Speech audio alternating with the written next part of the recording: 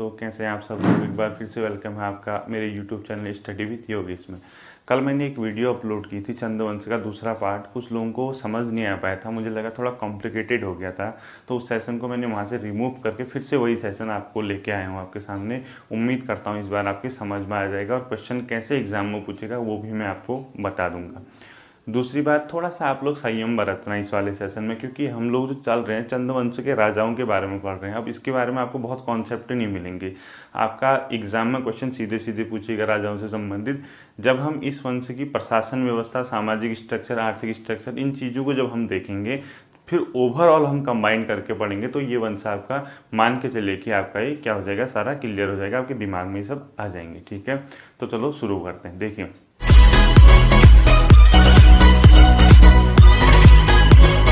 जब ज्ञानचंद के बारे में पढ़ाया था, मैंने आपको बताया था एक गोवास ताम्रपत्र भी मिला है, गोबासा ताम्रपत्र या गोबास। ठीक है, ये किसका है, ज्ञानचंद का, जो हमने पिछले सेशन में पढ़ा था। इसके बाद आने वाले शासक जो थे उद्यानचंद थे। उद्यानचंद ने क्या किया था, चंपावत में जो बालेश्वर मंदिर है मैंने बताया था, उसका जीर्णोद्धार किया था। ठीक है, और उसके बारे में ये भी माना जाता है कि नेपाल की जो राजधानी थी उस टाइम, ग्रीष्मकालीन शीतकालीन जो राजधानी हुआ करती थी नेपाली शासकों की, उसको भी उसने क्या किया था, विजिट किया था, यानी जीता था। किसने, उद्यानचंद ने। ठीक है, उद्यानचंद। इसके बाद आने वाले शासक थे विक्रमचंद। उसके बारे में भी बहुत आपको डिटेल में नहीं जानना है। इसके दो ताम्रपात्र मिले हैं। कितने, दो ताम्रपात्र। एक तो मिला है चंपावत और दूसरा बालेश्वर, दोनों एक ही जगह है, मतलब बालेश्वर मंदिर है, बालेश्वर और चंपावत, इन दोनों जगह से। इसका लगभग 1423 के आसपास मिला और ये 1434-35 के आसपास। ठीक है, तो ये माना जाता है कि कहीं ना कहीं विक्रमचंद का शासन इस दौरान था। ठीक, अभी मेन चीज़ ये हल्का फुल्का इनके बारे में आइडिया है, जब पूरा पढ़ेंगे चंद्रवंश से पूरा समझ में आएगा आपके। ठीक है, यहाँ पे से क्वेश्चन आपका उतना पूछेगा नहीं इस वाले पोर्शन से। अब देखिए, मेन जो आपको पढ़ना है वो पढ़ना है भारती चंद्र। आज हम लोगों ने क्या करना है, देखिए आपको ना कभी कभी ऐसे भी पूछ सकता है कि इनमें से सबसे पहले किसने शासन किया। देखो, भारती चंद पढ़ेंगे हम, उसके बाद रत्नचंद पढ़ेंगे या रतनचंद, कीर्तिचंद, उसके बाद भीष्मचंद, और इसका पुत्र जो है कल्याण चंद था, और लास्ट में रुद्रचंद। इन लोगों के बारे में हम पढ़ेंगे। और आपको एक सीरियल भी पता होना चाहिए, क्योंकि अगर आप कल के दिन क्वेश्चन करने जाएंगे तो आपको ये कभी कभी क्या होता है कि हमारा जैसा डिक्टो क्वेश्चन नहीं आता जैसा हमने पढ़ा होता है। अगर आपको थोड़ा थोड़ा इनकी आगे पीछे के बारे में आइडिया होगा तो आप अगर तुक्का लगाने भी जाएंगे तो वो भी बैठ जाता है आप लोगों का। ठीक है, तो शुरू करते हैं। देखो, भारती चंद सबसे पहले आते हैं, उसके बाद। ठीक, इसके बारे में थोड़ा सा आप लोगों को पता होना चाहिए, थोड़ा सा ये क्वेश्चन इंपॉर्टेंट भी यहाँ पे बनता है। ठीक है, इसने क्या किया था, सबसे पहले मैंने आपको जब पढ़ाया था चंद्रवंश, मैंने कहा था डोटियों के और कत्यूरों के अधीन थे। तो भारती चंद पहला शासक था जिसने डोटियों से चंदू को मुक्त कराया। किससे, डोटियों से। और ये क्या बना, एक स्वतंत्र व संप्रभु, यानी इंडिपेंडेंट बन गए थे यहाँ से चंद। ठीक है, अब डोटी क्या होते हैं, डोटी क्या था, नेपाली शासकों को, जैसे हम कुमाऊं का इलाका कहते हैं, गढ़वाल का इलाका कहते हैं, ऐसे ही नेपाल में जो इलाका था उसको डोटी बोला जाता था। वहाँ अलग अलग वंशों ने शासन किया, तो डोटी एक रीजन, एक क्षेत्र है। ठीक है, उस टाइम पे वहाँ पे मल्लवंशी शासक थे। कौन, मल्लवंशी। देखिए, डोटियों को इसने पराजित किया, और शासक कौन थे यहाँ पे, मल्लवंशी। अब देखिए, जब डोटियों को पराजित करने के बाद हुआ क्या था कि यहाँ जो डोटियों का शासन था वो दो जगह था, मतलब पूरे पिथौरागढ़ आप देखेंगे, अगर मैप में देखेंगे, पिथौरागढ़, चंपावत और जो ये वाला इलाका है, ये सब किससे टच करता है, नेपाल से। तो क्या था कि सोर घाटी बोलते हैं पिथौरागढ़ को, ठीक, और सिरा घाटी बोलते हैं डीडीहाट को, जो कि कहाँ पड़ता है, पिथौरागढ़ डिस्ट्रिक्ट पे ही पड़ता है डीडीहाट। ठीक, इन जगहों पे किसका शासन हुआ करता था, डोटियों का शासन था। अब डोटियों को किसने पराजित किया, भारती चंद ने। और कैसे पराजित किया उसने, इसके खिलाफ जब वो सत्ता में आया, बहुत बड़ी एक सैनिक गठन का निर्माण किया, सैनिकों का। ठीक है, सैन्य सेवा, मतलब इसने हर समाज के अलग अलग वर्ग से अपने सैन्य संगठन का क्या निर्माण किया, और इनको यहाँ से पराजित करने के लिए एक लंबा संघर्ष किया, और वो संघर्ष था लगभग 12 वर्षों तक। अगर आपसे ये पूछता है कि 12 वर्षों तक डोटियों से संघर्ष करने वाला चंद शासक कौन था, भारती चंद, या चंदू को स्वतंत्र रूप में डोटियों से स्वतंत्रता दिलाने वाला शासक कौन था? भारती चंद। और कितने वर्षों तक? 12 वर्षों तक।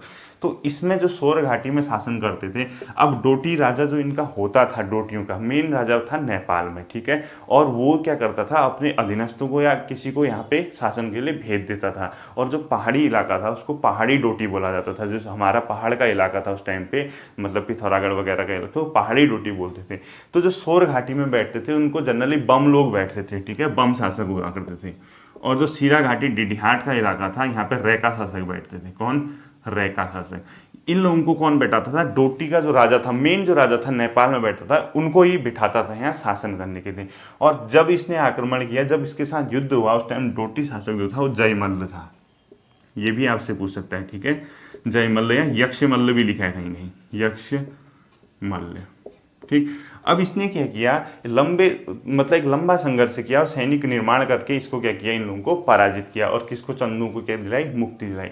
इसी दौरान क्या होता है, एक जाति की उत्पत्ति होती है, ठीक है, उसको बोलते हैं नायक जाति। अगर आपसे पूछता है कि नायक जाति किसके टाइम पे उत्पन्न हुई थी, तो आप क्या कहेंगे? चंद शासक भारती चंद, ठीक।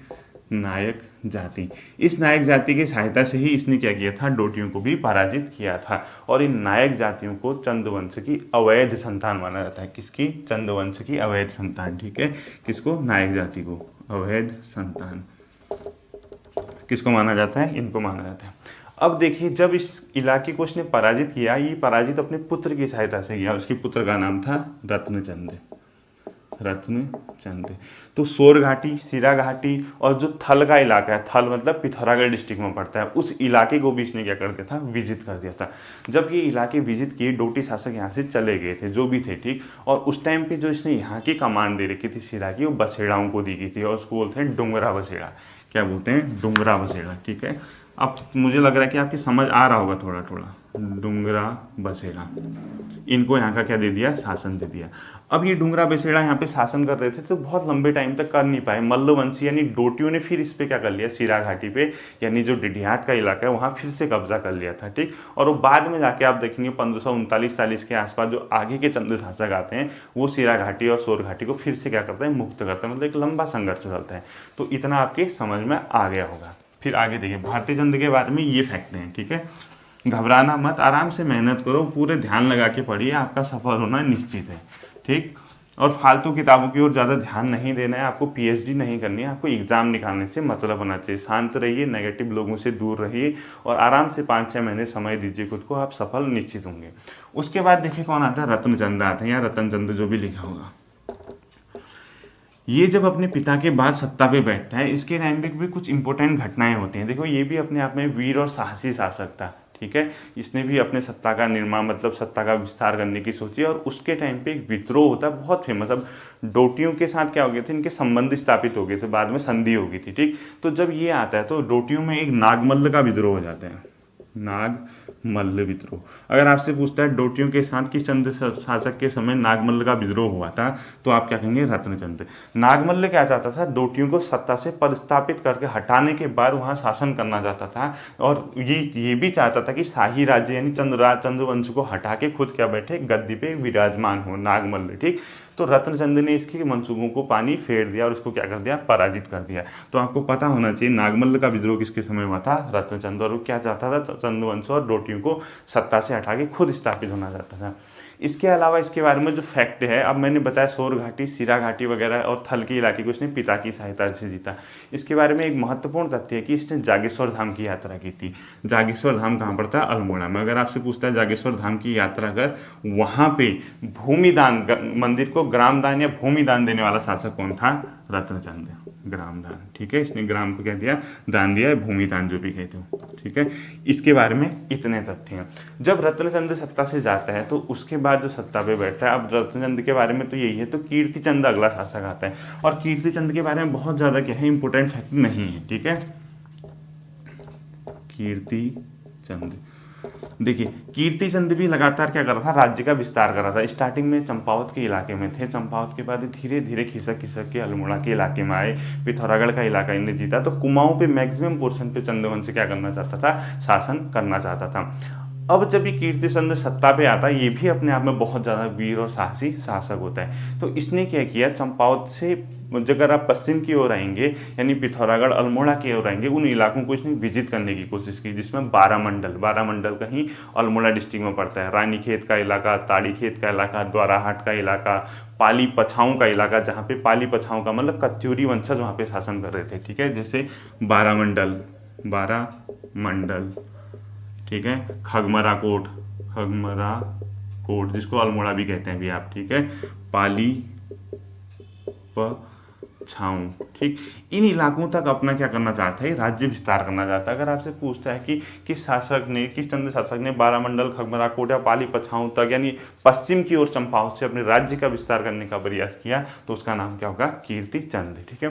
कीर्तिचंद के बारे में यही तथ्य है। इसके बाद होता है क्या है, देखो 1520, 30, 35, 40 के आसपास हम लोग जब पहुंचते हैं तो एक दिल्ली में उस टाइम क्या होता है, दिल्ली पे एक सूर्यवंशी यानी सूर्यवंशी शासन चल रहा होता है, जो मुस्लिम शासक होते हैं, ठीक है। उसके वहाँ एक बंदा होता है जो क्या करता है, विद्रोह कर देता है, जिसका नाम था खवासा खां। क्या था, खवासा खां, ठीक। ये क्या करता है, सूर्यवंश में विद्रोह कर देता है, और विद्रोह करने के बाद जब इसको पकड़ने की बारी आती है, जब सूर्यवंशी इसको पकड़ने की कोशिश करते हैं मुस्लिम शासक, ये भाग के कहाँ आ जाता है, कुमाऊं में आ जाते हैं, कुमाऊं में, ठीक है। अब कुमाऊं में आता है तो कुमाऊं में चंद्रवंश का शासन होता है, तो चंद्रवंश में इसको क्या दी जाती है, शरण दी जाती है। अब राजा कौन था उस टाइम, ये तो कंफर्म है ही नहीं, क्योंकि जो मुस्लिम इतिहासकार इसका टाइम पीरियड बनाते हैं वो 1543 से लगभग 1553-54 के आसपास का टाइम पीरियड इसका बताते हैं। अब कंफर्म ही नहीं है कि कौन सा मतलब किसके टाइम पे आया होगा, तो कहीं कहीं आप देखेंगे तो किताबों में तो कल्याण चंद्र तृतीय लिखा है, कल्याण चंद्र थर्ड, या कहीं इसको पूर्ण चंद लिखे हैं, और कहीं कहीं किसी ने किसी मानिक चंद या मानिक चंद भी लिखा है, मानिक चंद या मानिक चंद, ठीक है। तो मैं जहां तक सोचता हूँ कि मुझे लगता है कि इस पीरियड में होगा, क्योंकि जब इतिहासकार इस दौरान इस घटना को बताते हैं तो इस दौरान इन्हीं का शासन था, या तो कल्याण चंद था या पूर्ण चंद था। आप लोग डाउट मत करना, एक्चुअली होता क्या है, आयोग भी उस क्वेश्चन की ओर कम ही जाता है जो तथ्य प्रमाणिक नहीं होते हैं। आयोग भी उन्हीं क्वेश्चन को पूछता है जो स्पष्ट हो, क्योंकि उनको पता है अगर हम क्वेश्चन दे भी दे तो कल के दिन इस पर ऑब्जेक्शन लगना है, क्वेश्चन डिलीट करना पड़ेगा। आप लोग घबराना मत, ठीक है। तो यह तो मानिक चंद हो सकता है, लेकिन संभवतः कल्याण चंद थर्ड या पूर्ण चंद उस टाइम शासन करता था। तो खवासा खां ने कुमाऊं में शरण ली, तो मुस्लिम इतिहासकारों ने चंद्रवंश की तारीफ भी की है। उनको ये लगता था जब दिल्ली के शासन के द्वारा इसको मांगा गया खवासा खां को, चंद्रवंश का शासक ये कहता है कि हम दरबार में आए किसी शरणार्थी को नहीं दे सकते, तो वो अपने आप में बहुत हिम्मत की बात होती है, ठीक है। इतना होने के बाद अगला जो शासक आता है भीष्मचंद्र। कूल होके पढ़ना, बिल्कुल पैनिक नहीं लेना है आप लोगों को, ठीक है। थोड़ा सा टाइम पीरियड लेता है, अगर आप एक बार ढंग से पढ़ लेंगे आपके क्वेश्चन गलत भी नहीं होंगे, ये भी तय मान के चलिए। थोड़ा सा टाइम देना पड़ता है शिक्षा को, ठीक। थोड़ा लॉन्ग टर्म होता है, 6 महीना 1 साल देंगे, जब हैबिट हो जाएगी पढ़ने की आप लोग सफल निश्चित होंगे, ठीक है। इधर उधर से क्वेश्चन टाप के कॉपियाँ नोट्स बुक भर के ऐसे कुछ नहीं होता है। नोट्स बनाते तो ऐसे ही बनाना। भीष्मचंद्र के बारे में लिखते हैं तो ये नहीं कि भीष्मचंद्र कब सत्ता में आया, उसका पुत्र कौन था, उसने किसके साथ लड़ा, ऐसे क्वेश्चन नोट्स नहीं बनाते हैं, ठीक है। देखिए भीष्मचंद्र की कोई औलाद नहीं थी, तो इसने क्या किया, आगे की सत्ता संभालने के लिए अपना एक पुत्र कल्याण चंद्र, बालो कल्याण चंद्र बोलते हैं, बालो कल्याण चंद्र, इसको क्या लिया था, इसने गोद लिया था, ठीक है। अब देखिए जब भीष्मचंद्र सत्ता पे बैठता है तो उस टाइम राजधानी में या जो चंद्रवंश में थोड़ा अराजकता का माहौल होता है, क्योंकि राजधानी चंपावत में थी और चंपावत की लोकेशन देखेंगे आप नेपाल से सटा हुआ है, यानी थोड़ा सा बाउंड्री का इलाका है। वो चाहता था जब हमारा राज्य विस्तार हो रहा था, यानी कीर्तिचंद वगैरह ने राज्य का विस्तार किया था अल्मोड़ा वगैरह तक, वो चाहता था कि सेंटर पर राजधानी हो ताकि पूरे राज्य को क्या किया जाए, कंट्रोल किया जाए। तो उसने ये सोचा क्यों ना मैं अपनी राजधानी को खगमरा कोट के पहाड़ी पर ले आऊँ, खगमरा कोट, जिसको आप क्या बोलते हैं, अल्मोड़ा। ये था भीष्मचंद्र का सोचना कि राजधानी सेंटर पे हो ताकि पूरे राज्य पे क्या किया जाए, कंट्रोल किया जा सके। तो इसी दौरान इसकी मतलब जो मंशा थी, इसको रायगढ़ के एक डाकू ने क्या कर दिया, मार दिया, हत्या कर दी इसकी रायगढ़ के डाकू ने, और ये राजधानी यहाँ शिफ्ट नहीं कर सका।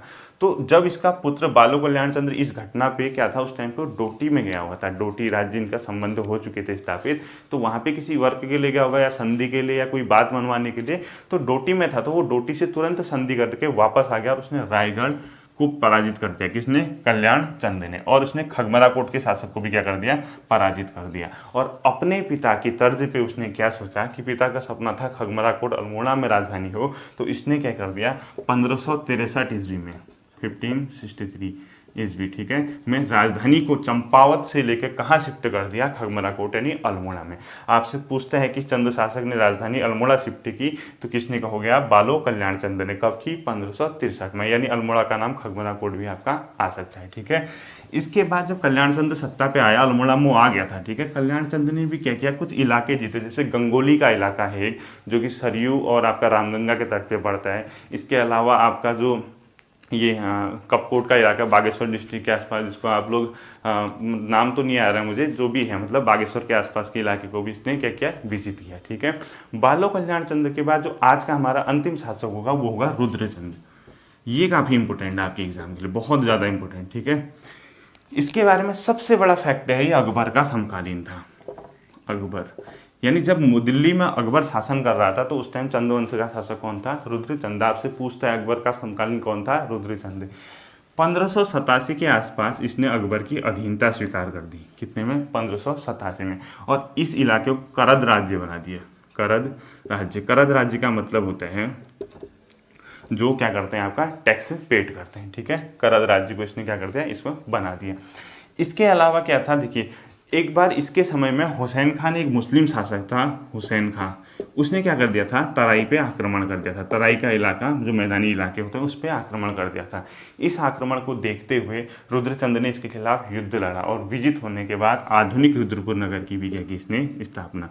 पूरे क्वेश्चन देखना, किसका आक्रमण हुआ था? पूछेगा हुसैन खान। रुद्रपुर किसने बनाया? रुद्रचंद। किसका समकालीन था? अकबर का। करद राज्य कब बनाया? टैक्स पेड करने वाला 1587 में, ठीक है। तो जब रुद्रपुर पे अटैक कर ली, मतलब हुसैन खान को पराजित किया, तो अकबर को जब पता चलता है तो अकबर इससे क्रोधित हो जाता है। तो ये इतना बुद्धिमान था, इसने स्थिति का पता लगाते हुए क्या कर दिया? अकबर के दरबार में चला गया, तिब्बती याक, हिरण, कस्तूरी वगैरह लेके और उसको भेंट दिया। और अकबर इससे क्या हो गया? प्रसन्न हो गया। इस बात को, प्रसन्नता को देखते अकबर ने इसको जमींदारी भी दी। एक 84 परगना का इलाका है, उसकी क्या दी? जमींदारी। शायद यूपी में पड़ता है 84 परगना, मिर्जापुर के आसपास, ठीक है, परगना, ठीक है। इसकी क्या दी थी? जमींदारी। और रुद्रचंद क्या कहलाया? फिर जमींदार भी कहलाया। और इस सारी घटनाओं का वर्णन जहांगीर की आत्मकथा तुजू के जहांगीरी में भी मिलता है। तुजू के जहांगीरी, ठीक है। आपसे पूछता है कि जहांगीर की आत्मकथा में किसका वर्णन मिलता है? किस चंद शासक का? तो आप क्या बताएंगे? तो रुद्रचंद, ठीक है। उसके बाद क्या किया होता है? रुद्रचंद जब सत्ता में रहता है, एक इसने बहुत ज़्यादा मतलब सामाजिक स्ट्रक्चर था यहाँ पे, इसने क्या किया मतलब समाज को अलग अलग वर्गों में डिवाइड किया, अलग अलग कैटेगरीज की। ब्राह्मणों की भी अलग अलग कैटेगरी की, उनके क्या गोत्र के आधार पर, उनके संबंधों के आधार पर। समाज में लोहार थे, शिल्पकार थे, हर कैटेगरी बनाई इसने, ठीक है। और इसने एक बहुत प्रसिद्ध पुस्तक लिखी, उसका नाम है धर्म निर्णय, लिखवाई थी, ठीक है। धर्म निर्णय नामक पुस्तक किसने लिखवाई थी? आएगा तो रुद्रचंद। धर्म निर्णय इसने पुस्तक लिखवाई, ठीक है। और इसको समाज को कैटेगराइज कर दिया। और जो मतलब जैसे पंडितों का, जैसे ओले पढ़ते थे, ओले पढ़ने पे थाली बजाने वाले को ओली कहा गया, इसी टाइप का इसने सिस्टम चलाया था, ठीक है। धर्म निर्णय नामक पुस्तक लिखवाई। इसके अलावा देखिए इसने क्या किया, जो रुद्रचंद ने 1590 के आसपास थल मंदिर का निर्माण भी किया। थल में शिव का मंदिर है, ठीक है, किसने? रुद्रचंद ने। और अंतिम इसके बारे में जो फैक्ट है वो क्या है? जैसे समाज को इसने बांटा था, जो बच गई थी जनता, जो सामान्य जनता थी, उसको 15 बिस्वा कहा गया, ठीक है। 15 पौड़ी बिस्वा। अगर आपसे पूछा 15 पौड़ी बिस्वा कौन थी? सामान्य जनता। किसने बनाया था? रुद्रचंद ने। 15 पौड़ी बिस्वा, ठीक। जब सिरा घाटी के आसपास के इलाके को इसने फिर से विजिट किया था बाद में, तो वहाँ इसने क्या किया? भूमि का बंदोबस्त किया। और जमीन लैंड सेटलमेंट करने के बाद इसने क्या किया? गाँव में भी पूरा लैंड सेटलमेंट किया, भूमि बंदोबस्त। आपसे पूछता है सिरा घाटी में भूमि बंदोबस्त किसने किया, तो आप क्या कहेंगे? रुद्रचंद। समझ गए इतना? और लास्ट चीज़ मैं आपको बताना चाहता हूँ, जब मैं अभी आपको स्टार्टिंग में बताता था भारती चंद, भारती चंद के बारे में एक तथ्य छूट गया है। एक भागा धौनियान नाम की महिला थी, वीरंगना। इसको नोट करना, बहुत इंपॉर्टेंट है। भागा धौनियान, ये कुमाऊं की वीरंगना है, ठीक है। इसका वर्णन कुमाऊं के पवाड़ों में भी मिलता है, यानी लोक गाथाओं में, ठीक है। तो भागा धौनियान वीरंगना के साथ भारती चंद, जो मैंने स्टार्टिंग में बताया था, भारती चंद, इसका द्वंद्व युद्ध का भी वर्णन मिलता है। द्वंद्व युद्ध बिना अस्त्र शस्त्र के हाथों से कुश्ती टाइप की लड़ी जाती थी। भागा ध्वन्यान के साथ किसका वर्णन मिलता है, क्योंकि वीरंगना के साथ भारती चंद का। ठीक है, ये तो आज का चंद्रवंश के राजाओं के बारे में था। उम्मीद है आपको समझ आ गया होगा। इसी से क्वेश्चन घुमा के पूछेगा अगले सेक्शन में, जब हम पूरा चंद कंप्लीट करेंगे उसके बाद पूरा चंद्रवंश में आपकी कमांड अच्छे से हो जाएगी। तब तक आप इसको रिवाइज करना। फिर मिलते हैं। Thank you.